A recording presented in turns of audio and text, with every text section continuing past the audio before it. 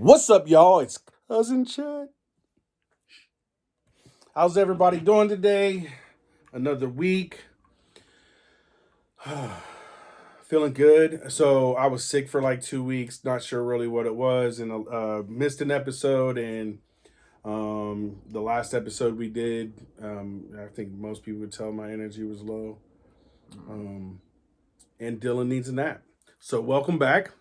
And here we are. This episode is brought to you by good old fashioned water.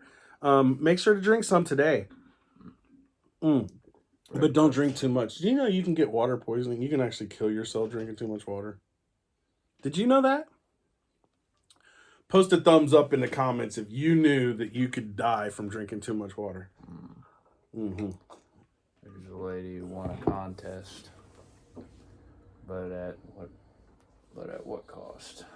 Say what? There's a lady who won a contest drinking the most amounts of water.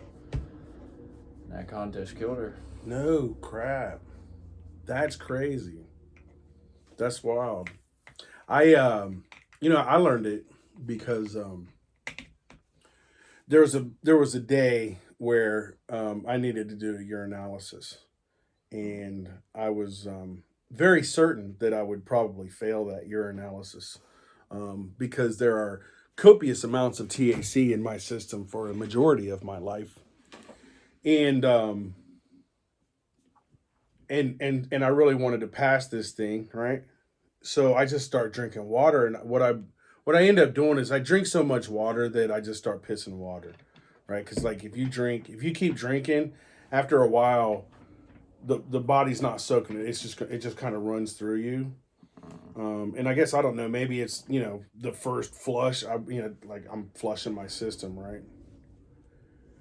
Anyway, I remember it was so funny because the guy that's monitoring me, right? When I pull it out, he's like, "That's awful clear," and I was like, "But it's warm." And it's definitely pee. And he said, "You know what, buddy? You're pretty cool. We can just skip this." I don't think he was that cool about it, but I understand now that there are some people that will, or some organizations that will, if it's too clear, they'll just say it's a bad test. They'll call it diluted or whatever have you. But anyway, later on that day, I started getting sick. Like I started feeling nauseous, and I felt poisoned. Like I guess if that's what that feeling was, because that's what was going on. That makes sense. And yeah, you can die from water poisoning. So again, thumbs up in the comments if you knew that already. Everybody, all 20 of you, thank you so much. I mean, I'm sorry, 17, pretty strong. Thank you. I'm gonna ask everybody, go back a couple of episodes. There's one that I doubled up. And so everybody only watched one, and the other one is like only has one view, and that means it's probably the best one we've done yet. So you have to watch it, right? Real talk. Shout out Kato, thanks for the love. Shout out to Lucky in India this month. I hope everything goes well. Definitely. Thanks for your support as well, my friend. And I'm gonna give another shout out to my man, Good Citizen. We're working on a technical issue. Hopefully, once we get that taken care of, we'll see some growth here at Chit Chat with Chet with Dilligan on Dilligan's Island. I've been thinking about changing the name on Dilligan's Island. Dilligan's Island. If you ever branch out and do your own shit, you should use the name Dilligan's Island. It's actually a really good name for you. Dilligan. Well, the Dilligan's, the whole thing. Yeah. I roughly know what you mean. Right, because it's like look, there are some people that they have to like be part of a group and a crowd, and then there are some people that really need autonomy, right? And part of what is what works for you and I is we are both pretty autonomous people. We're almost like, I almost intentionally don't want to follow the crowd because the mob is a little, well, they're a little kooky sometimes. And they don't always think real clearly. You understand what I mean? And I almost did Cleveland right there. Um, so yeah, but I think that's a good name for you because you're like it's like that idea of getting kind of like lost in your head. You're just on an island in your own, you know. Yeah. No man is an island. Except for Dilligan. That's Oh. right. Uh-oh. And this small pause, once again, brought to you by water. Good old H2O.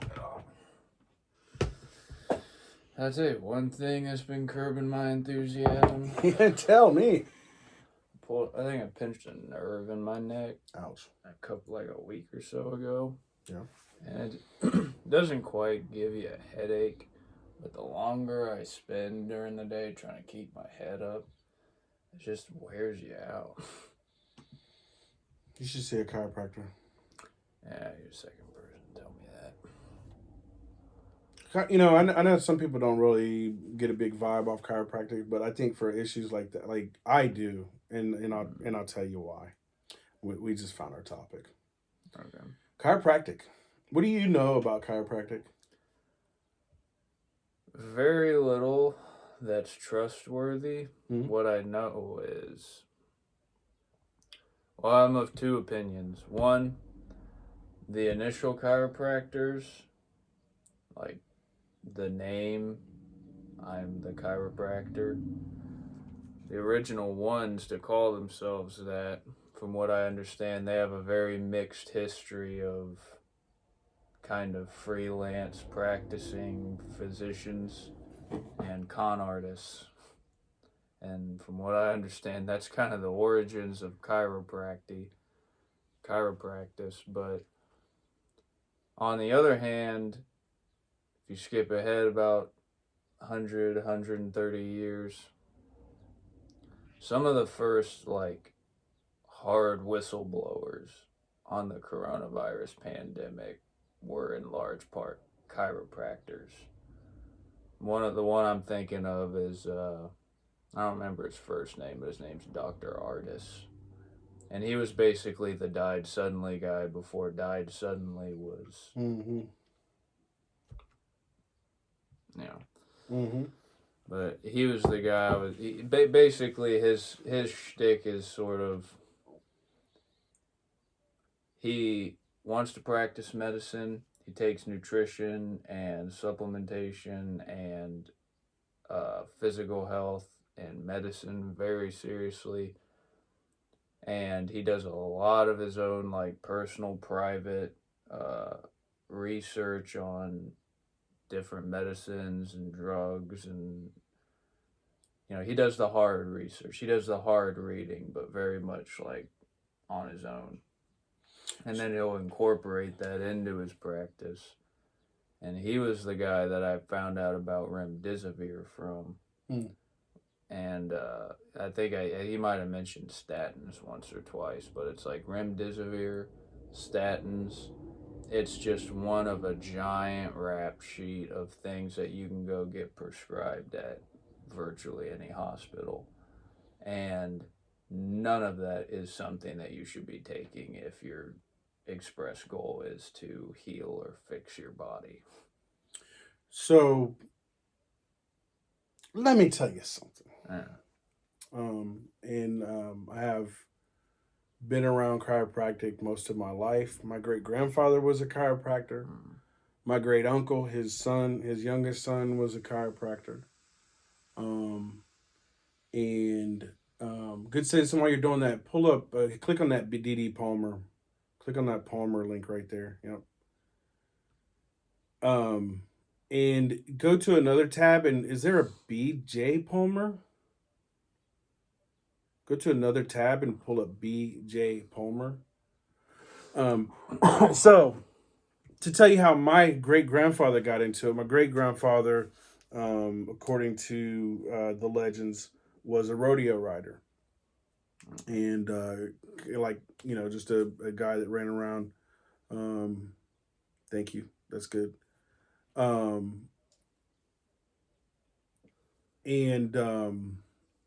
at one point in his, I want to say his like 30s, he got some really bad, was diagnosed with really bad arthritis. If anybody in my family's watching this and you know better than me, please tell me, because all my stuff is like fourth hand. Um, so my understanding though is that he had his brother-in-law, my great grandmother's brother, had been involved with chiropractic in some way. He calls the brother-in-law and says, "Hey, this is what I'm dealing with. Blah blah blah blah blah. The doctors can't, nobody's sorting it out." And he's like, "Go to this. You need to go here." And apparently, according to my mom, it was like some big like conference of chiropractors. And I think my mom said that BJ was there, but I'm not really sure. BJ Palmer, and I'll tell you why he's important in a moment. But apparently, after working with the early chiropractors, my grandfather had a complete turnaround in health and was so infatuated and so in awe of it that he dedicated the rest of his life to it. He ended up going to Palmer Chiropractic, which was founded by BJ Palmer. BJ Bartlett Josiah Palmer was an American chiropractor, the son of David. If I could read, this would go a lot better. The son of Daniel David Palmer, the founder of chiropractor, and became known as the developer of chiropractor. I'm not sure who their Wikipedia. We need to rewrite there because I'm not sure what you mean. Which one of them is the developer? Is it BJ or is it Daniel? Anyway, it looks like Daniel was the founder. They ended up founding Palmer Chiropractic College, which is in Iowa, I think. Pretty sure. So, the foundational idea of chiropractor, and I'm sure at the time you did have some people that would be considered con artists and such, because one, chiropractic was seen as a pseudoscience. Chiropractic was not accepted by the medical community because their overall focus and approach to health is much different than the medical community. Which is another way of saying essentially the Rockefellers never. Well, that's part of it, right? You got when big pharma and when it's like legalized marijuana. One reason why it's not is because big pharma doesn't want it. Big pharma doesn't want to use what God gave us because they can't make money off of what God gave us. So they're going to push what God gave us down and tell us that we're stupid and crazy for wanting to use it, right? And they're going to promote these things that they're creating because, well, they don't want to prevent disease. They want to manage it. They don't want to cure disease. They want to manage it, right? Because if I can get you paying a monthly fucking fee for this pill that I've made, then I'm making a monthly fee off of millions of people. And if I know that you're never going to be cured and you're going to need that for the rest of your life, then my pockets are fat. $200 a bottle for insulin. You know what I'm saying? Like, seriously. So, when they do all this, they're not, if they found a cure, they're not going to fucking sell that research, right? They're going to use that research to figure out how they can find the managing way of doing it. Because it's not about curing people. It's about making money. So one of the fundamental things about the medical world is that it's reactionary, right? They wait until something's wrong and then they react to it. Then they start making their guesses. Whereas chiropractic comes from a place of one, being proactive, right? So that's why you call it getting an adjustment, which is like if a person that regularly sees a chiropractor, it probably goes like once a month. But there's a regular kind of going to it, right? Like any athletes that use chiropractors, football players, hockey players, people that are going through big matches and shit like that, because think about it, it's manipulating your spine, right? So if you're in a car crash or if you're in a football tackle or if you're in a hockey check, you're getting manipulated. You know what I mean? And so the job of the chiropractor is to realign that. Now, why is the chiropractor is so focused on the spine, which most people wouldn't even consider an organ, right? It's just a bunch of bones. But it is the system. It's kind of the organ. It is the spine protects. What is the spine doing? It is protecting the cables that are communicating. It's protecting your what do we call it? The central nervous system. Yeah, but what do we call the wires? The optics, the fiber optics. cables. Yeah, it's the fiber optic cables that are running from your brain to the rest of your body, telling your body what to do. You know what I mean? Mm-hmm. We don't run on Wi-Fi. Right? We've got these cables. We've got this neural network, right, that tells our shit what to do. The spine protects that. So if the spine is aligned how it's supposed to be, then that means those cables are laid out how they're supposed to be and they have good flow. Mm-hmm. Right? Now, I'm playing football and I run into you. What position did you play? It's on the line both ways. Your coach sucked. But anyway, mine did too, because he did that same dumb shit. He's like, oh, chubby white kid, put him on the line. He's going to be a guard. It was even worse where I was from. I wasn't even chubby back then. Were you just one of the bigger kids? I was the only one that was good at the job. Oh, well, then there's that. So let me get back to the spine aligned, right? So if the spine is aligned, then everything is just fine, right? Everything's moving how it's supposed to move. But I run into defensive tackle over here because I'm a fullback. I love playing fullback. Right? When we bash into each other, right? My head gets fucking turned a little bit and now I got that crook in my neck, right? Now my shit's not aligned. So if my spine is not aligned and it's protecting these nerves in here and it goes like this, the next thing you know, it's pinching a nerve, right? It's kinked that nerve, right? That nerve is not fine. It's not aligned, so it can't just let everything flow through it the way it's supposed to flow. Well, I like that cracking that they do. From what I understand, that's usually carbon gas buildup in your joints. It's a variety of things, but it's still, even if it's the movement of it going back, it is what it is. But that's the point. Is like if you like jolt your neck, you're making a whole bunch of space for that gas to bubble up, and it's like inflammation. It's like blocking everything else out. I don't know. I know there's just a bunch of bone and cartilage and shit like that, and if you're moving around, it's going to make sounds, and it's going to sound really loud in your own head because it's inside your body. But regardless, so here's the thing. How much of you are you controlling of your body? Are you controlling your breathing right now? I mean, before I said it, were you controlling your breathing? No. Yeah, no. Like consciously, are you going, I'm taking a breath in, are you consciously beating your heart? No. No, right? Are you consciously doing all the functions that your cells are doing right now? You know what I'm saying? Are you consciously running your pancreas? You understand what I'm saying? Are you consciously like, oh, I'm going to filter in my body now. Let's go to work, kidneys. You know what I mean? No, right? You know, are you telling your bladder, hey, fill up? No, or you're not doing none of that, right? But your brain is, your body is, and it's doing it through those nerves, right? Mm-hmm. So when that shit gets kinked up, what happens? Now it's not working properly. It's not working efficiently. Now you have disease. Now you have pain.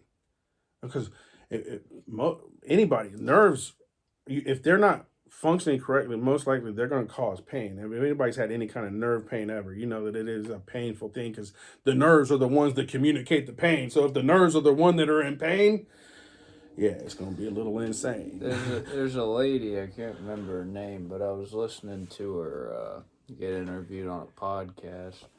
She wrote a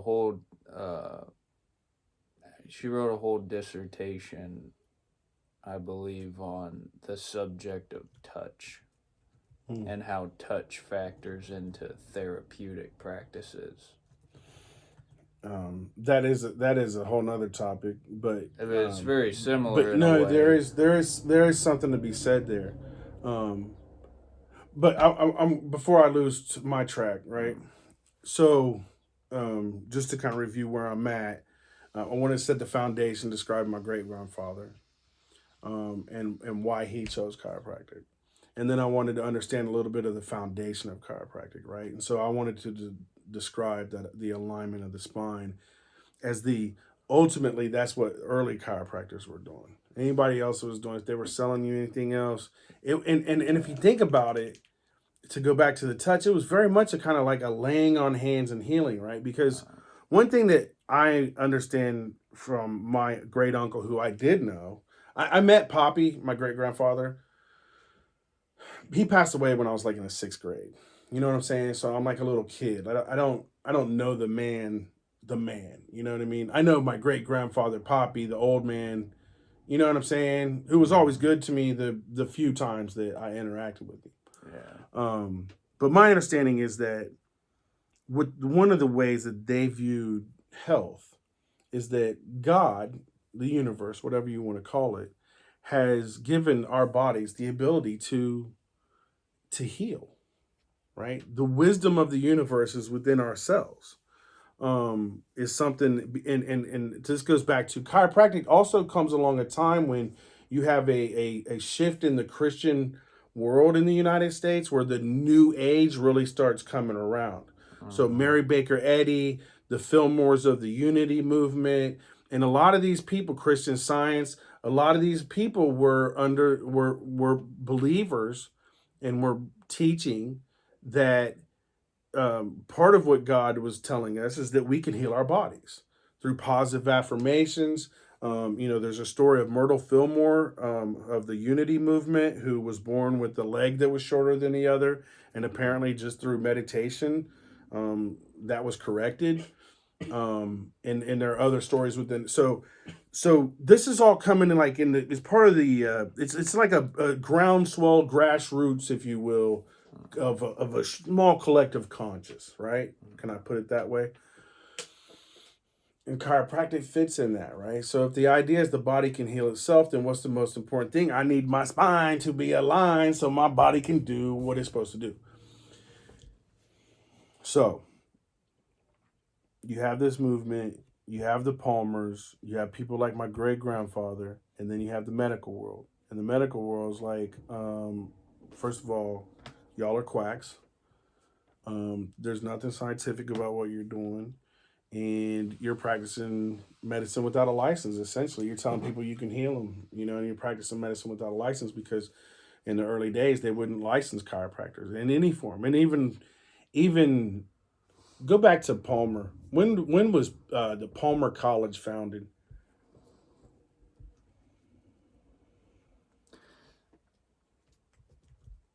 It's kind of like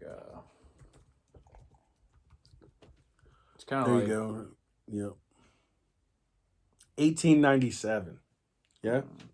So 100 years later, um, approximately 100 years later, um, when I'm aware of chiropractic, they still were not being recognized by the AMA, the medical community.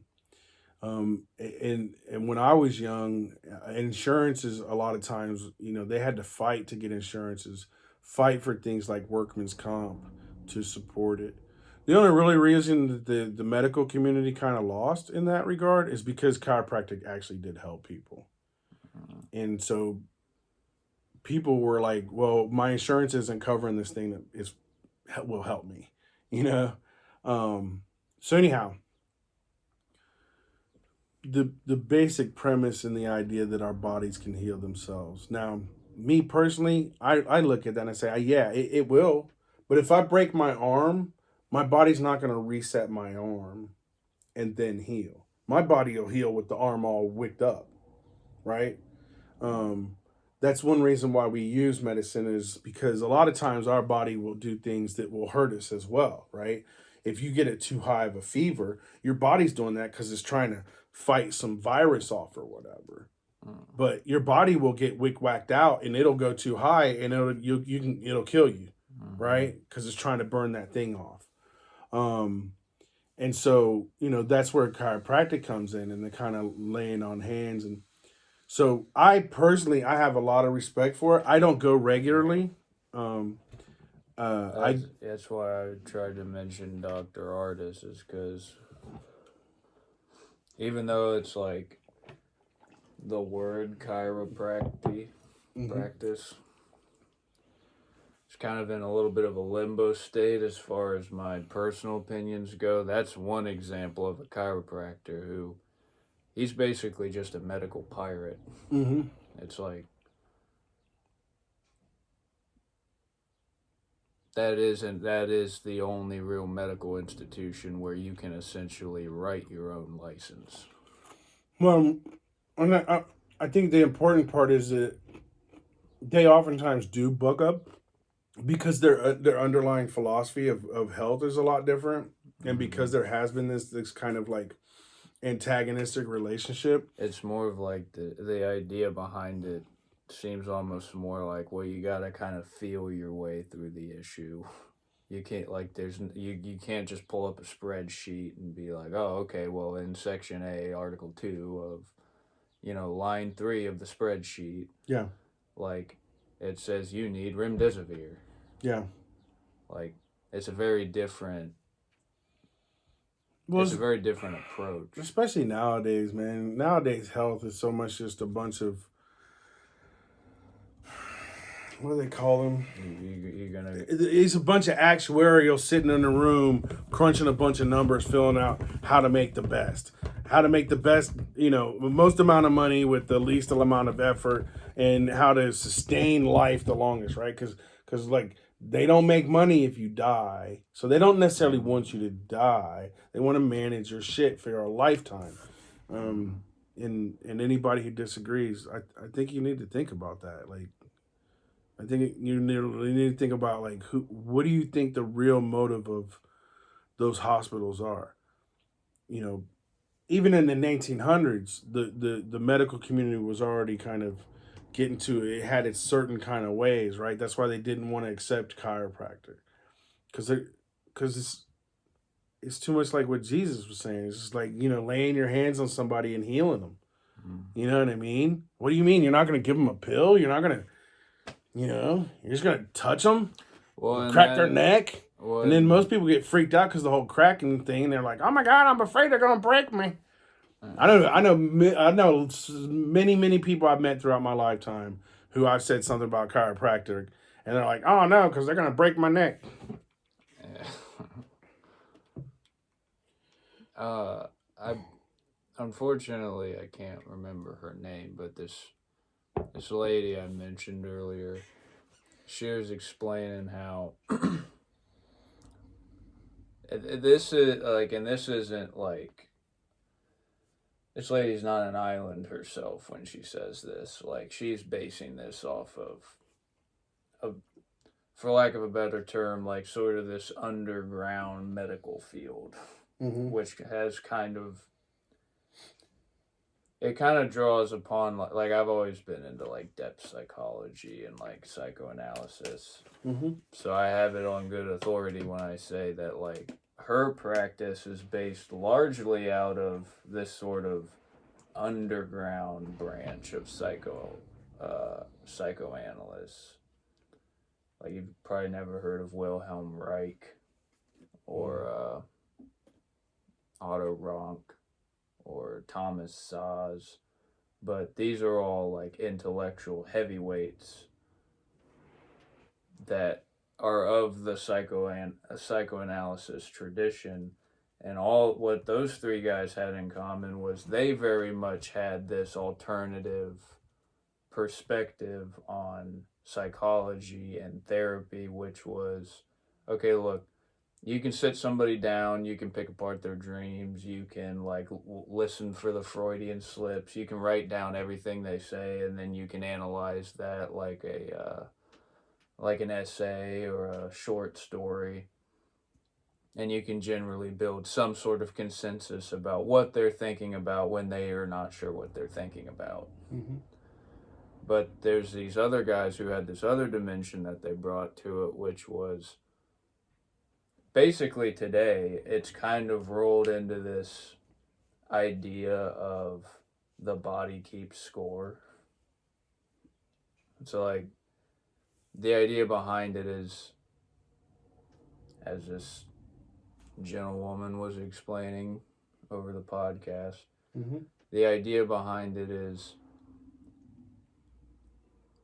life largely boils down to how a significant amount of your life is going to boil down to how do you deal with discomfort, and how do you deal with your body, how do you deal with negative stimuli. And this lady's explaining how, with a lot of the clients she gets for her therapy practice, basically what that means for her as a practicing like therapist is she looks at it almost like, well, people have all kinds of discomfort in their bodies, like whether it's some sort of inflammation next to your kidney that, I mean, it's not a tumor, it's not like poking your skin out, so it's like you don't see it. And there's this sort of out of sight, out of mind way that we have of dealing with, okay, I got inflammation here, I might have a slightly misaligned tendon or ligament here, like maybe my shoulders are always tense, and you don't think about it, but like I'm always sitting like with my shoulders reared up. Well, her point is that almost always seems to have its root in some sort of childhood trauma. Like she was explaining how like she was sitting on, when she was a kid, she was like, the first time she remembers sitting on like a big old yoga ball.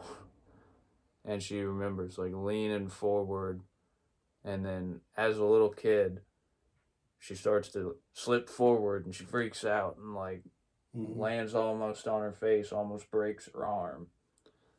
So like she know eventually, as she was getting into this dissertation research, and she was thinking about touch as when she was trying to research like the phenomenon of touch, as far as it channels into these like psychological feedback loops that people go sit down every week with a counselor or a therapist for. Long story short, her idea is like that she articulates is people numb out like all the discomforts they have in their bodies. Like you just kind of block out like. Over time, your body does it for you. Yeah. It's kind of like smelling yourself, right? Like if you smell, you might smell yourself in a moment, but overall, you're not gonna smell yourself because you're used to it. Pain can be a very similar thing. Yeah. It would be sort of counterproductive for you to mentally fixate on, oh shit, what is up with my shoulders? I just noticed that like I'm always like super tense. Yeah, and most people would have no idea because a lot, and I think this is related to kind of chiropractic. So that kind of alignment, right? Yeah. And what you're talking about is this woman has an experience that kind of threw her out of alignment. Now it's created an anxiety in her that she's got this muscle response to, right? Yeah. And so if we go along to the idea that if my spine is aligned and everything is fine, right, then that means my body's at full efficiency at least, right? Say when you're born, you're coming out the birth canal, right, and that doctor kind of grabs your head and pulls you out, right? He gets the big salad tongs, you know what I mean? Pulls you out. But when he's doing that, right, what's the possibility of this little ass fucking body? Like, what's the possibility of him throwing it out of alignment? Right? And say you're a baby. The smallest movement with those little tiny nerves, like, and say it just does this. Maybe because your nerves are a little bit out of whack, it gives you a hearing problem. Yeah. Right? And everybody just thinks that you're just hard of hearing. But then one day you go to a chiropractor and he's able to line you, and once your nerves are able to do their thing, you can hear. Now I use that example because that's a common example of things I heard multiple chiropractors talk about when I was younger and around my great uncle, that those types of things would happen. I'm not saying that everybody that's got hearing problems is because some kind of spinal injury, right? Yeah. But I'm saying it could be. And if you don't know that, right, you can go through your whole life just thinking, I'm just hard of hearing. This is what God did to me. What? No, God didn't do it. The doctor did it. And I'm not blaming the doctor, right? He's just doing his best to bring you into the world, right? You know, sometimes they're a little bit rough, or maybe they don't realize, they have to. I don't know. I'm not a doctor. I'm not trying to judge the doctor in this moment. I'm simply saying that a small thing in your early childhood, and I think what you're talking about psychologically, there's a lot of things that I hate that happen in our early formative years that form our whole personality that we have no idea how they are because they just sit in our subconscious. Kind of like that whole dialogue we had about circumcision. Yeah, I imagine that's very traumatizing. I imagine wouldn't know. But that's the thing, nobody would. Yeah. Because it's like it's at the most vulnerable time in your life where every horrific thing that happens to you gets filed away somewhere in your unconscious. Right. And who knows how you're filing it, right? Because, like, let's come on. The younger we are, the less reasonable, the more emotional. It's because our emotions are our early brain, so to speak, right? That's our early logic, right? I don't really know what's going on, but my fucking hair stand up on the back of my neck and I'm scared. So I should respond to the world in this way because I'm scared, or whatever have you. Yeah. No, I'm going to wrap it to another thing because I think I have kind of that thing we were talking about being kind of an island and being a little bit rebellious, being a little bit against the mainstream, being like, some people in the mob are cool, but overall, like the mob, when I watch the mob, like I'm like, I don't want no part of that. Yeah. Right. And there's nothing in me that makes me feel satisfied because I'm part of the cool club. Right. And if anybody goes back to high school, you know that I am a hang around. I'm going to hang around the edges because I'm a watcher. But I wasn't really cool. I wasn't part of the cool club. You know what I mean? I might have been a hang around. I've been a hang around in several contexts. Even as a teenager and running around with gangs. I was never part of a gang, but I was a hang around of a gang. My point being that there's part of me, I didn't need to be part of the gang. Like some people look at a hang around as like a disrespectful, like he's not good enough to get in. But I don't want to be in because here's the other thing. I don't want all your rules. Yeah. You know what I mean? If I don't want to be in, then it doesn't matter if you let me in or not, or if later on I get kicked out because I broke a rule. Because like that's not how I move, right? And some people need to be part of, right? But for me, and I think I get that. There's a rebelliousness. What does Dr. Jordan call it? What Dr. Peterson call it? Disagreeableness, right? There's part of me I'm not afraid to say something that means that I'm not going to be part of the cool club. I'm not going to say shit just because it's politically correct, And I think and when I think about my great grandfather, who was arrested and spent time in jail. I believe he spent time in jail. I know he was arrested because there's a place where they honor some people who were arrested for practicing medicine without a license in the early days. And my great grandfather is one of those people. And I think there's a part of Americana for me that respects the person that stands up against the systems, right? Lone Ranger. I think that's what Americana was in the early on. Like that's what our Revolutionary War was about. Even the Civil Rights Movement. Like our heroes were the people that stood up. So our heroes were, Abraham Lincoln because he stood up. Our heroes were George Washington because he stood up, and all the, Ben Franklin and that crew because they stood up. And then it was Martin Luther King and Malcolm X because they stood up. In the face of going to jail, in the face of the system, in the face of the oppression, in the face of being the small man against the large thing, they stood up. And I respect that. And I think I carry part of that in me. Like it's part of my constitution, my inner constitution, And at the same time, like, that's one reason why I call it civil disobedience. My marijuana usage throughout my life. Like, that's not a hardcore crime. I'm just being civil disobedient. Who am I hurting? You know what I mean? I'm just being civilly disobedient because you got a bullshit law. And that's what America's supposed to do. America's supposed to be like, we've got some bullshit laws. Let's, Like, like the fact that interracial marriage was illegal until like the 60s, like that's just crazy. I mean, it's such a bullshit law. That's why I fight for and really support the legalization of marijuana, because it's a bullshit law. You know, that's the part where I can support the LGBTQ civil rights. Like I do believe everybody should have the same rights. I think right now we're in this political quagmire, and I don't want to get into that. So I'm going to keep it at, I have respect for that. I have respect for, especially the early, like the 1960s gay men and women, and the people that that were the starters of what we have now. I don't want to be disrespectful to the movement. Happy Pride Month, by the way. Um, you know, Have you ever seen that Black Mirror episode where everybody lives in a cubicle? no, that's Everybody scary. lives in a big, like, each wall, every ceiling of the whole floor. It's all one big screen, Right. and that's where you live. And then when you get up and you go to work, you're pedaling a bike to generate electricity, and you're staring at a screen on the bike.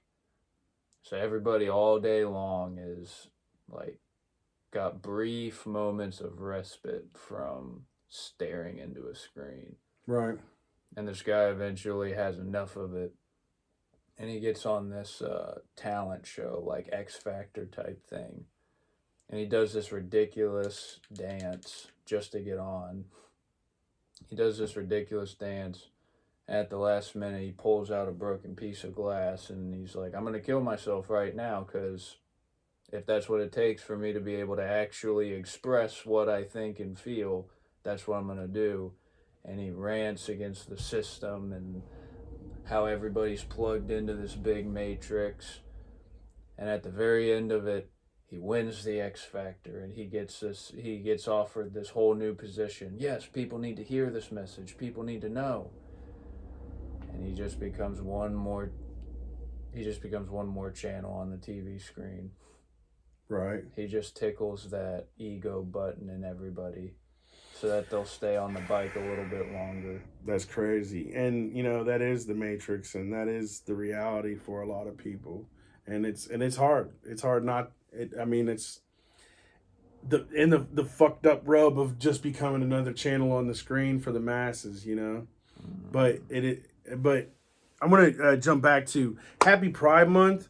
I do want to support those who intend on living an authentic life, and the safety and security of such a pursuit is important. I think everybody knows that from the political standpoint of things, I've got issues.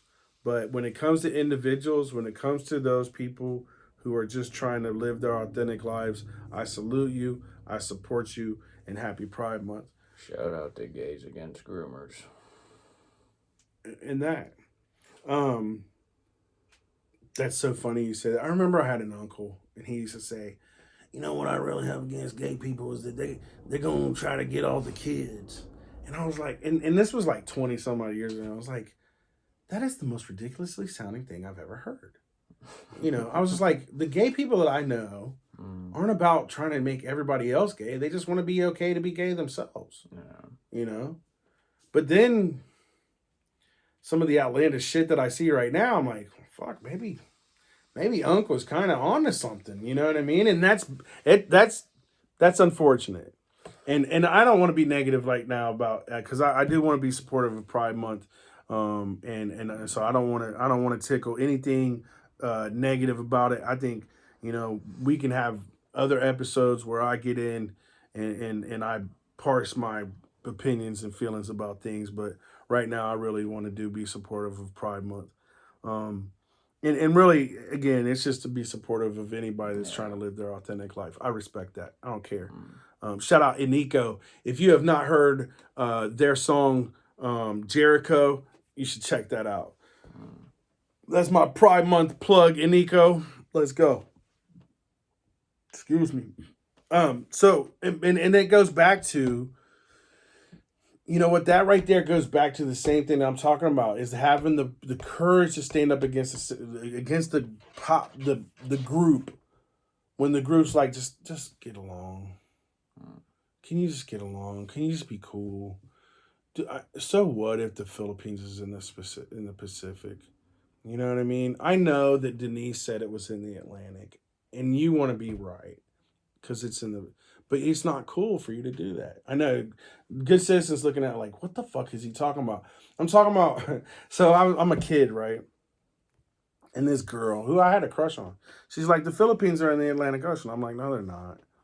She's like, yeah, they are. And then of course the bandwagon riders, you know, those fucking bootlicker type motherfuckers, who don't know nothing, but they just want to be cool, and they're like, oh, Denise is wrong from the Atlantic. So my fucking stubborn ass goes home, gets the goddamn Apparently you weren't the encyclopedia. only one.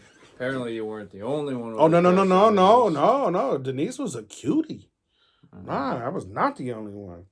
But you know, my fucking stubborn ass goes and gets like the map and shit, and brings it back, and and this dude's like, that's why you're not cool. And I was like, bitch, if that's what it takes to be cool, I don't want to be cool.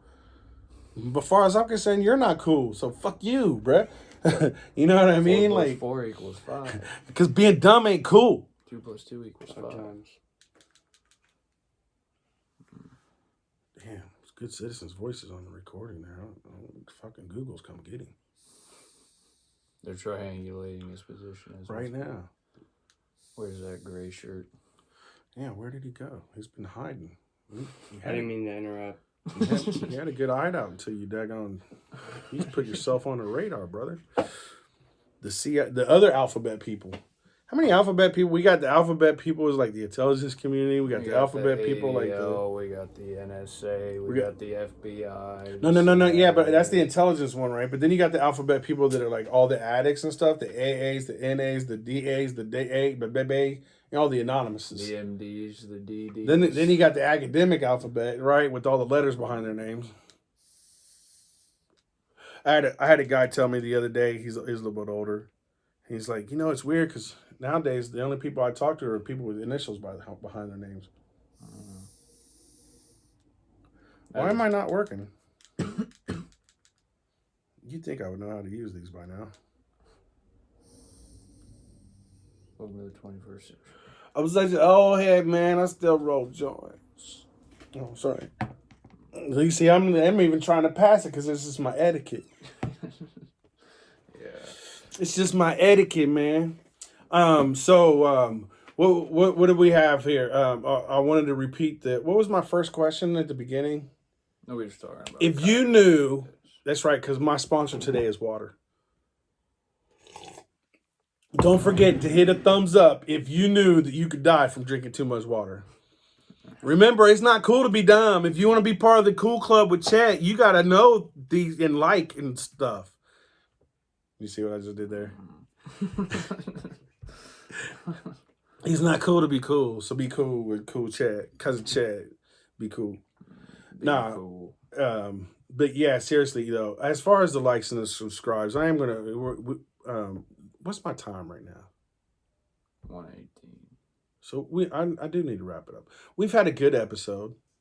I hope everybody. I'm feeling good. I got my energy back. I'm happy.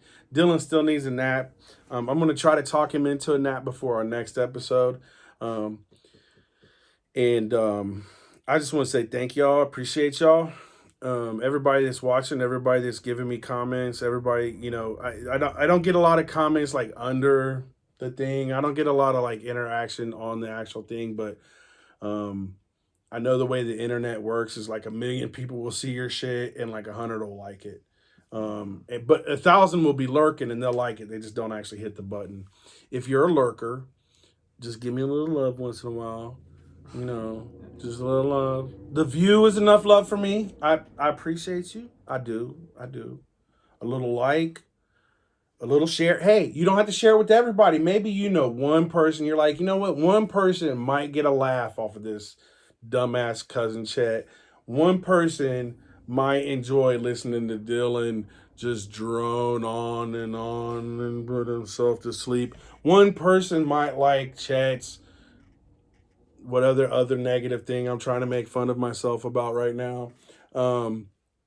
But if you maybe you know that one person, and so share it. Like you don't have to share it in public. You can do it real quiet. You know, just slip a little note under their desk, like, "Hey, check out cousin Chet. He's kind of funny." And or you could just do it in a DM. You know, like they do with them dick pics. You can just slide it in there, just like a little DM, like, "Hey, maybe you." Did I just equate us to a dick pic? But you understand what I'm saying? There, you don't have to be, you know what I mean? Like you can just still be supportive without letting everybody know. You can still be a The lurker. theme is to initiate. I'm just asking for love. You know, they say one of my problems in a lot of my life is I don't know how to ask for help. So I'm asking you for help, and this is how I'm asking for help. I'm just asking you to support me doing what I'm doing. And if you don't, I'm not gonna hate you. yeah, But you won't be cool. think of it as insurance. Just think of it as this. This is the way the world works right now. And I really do like doing this, and I would like to continue doing this. And I would think it would be cool if I could do this for the rest of my life. And I think it would be cool if, if this eventually grew into something that would finance my life. And if you would please support me in building that. As you can see, I'm doing it slow. I'm not trying to like do gimmicks and shit like that. Think of your mind as a corner store and consider us your intellectual insurance agency. You'd pay for insurance, right? Yeah, that was good. I like that. That was good. Speaking of the mob. Yeah. It is good for you. All right. Much love, everybody. Have a great week. Happy Pride Month. I will, accept people and quit trying to bully everybody. Let's accept each other for being the random, beautiful, chaotic dumbasses that we are.